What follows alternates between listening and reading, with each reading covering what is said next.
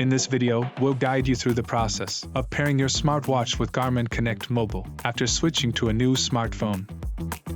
Step 1. After getting a new smartphone, please reinstall the GCM app manually. The automatically extracted app may not function properly.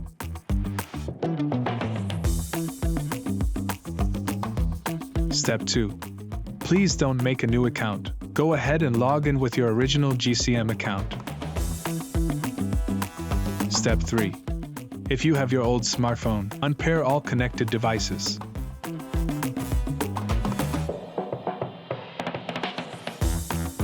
And reset your watch to default settings.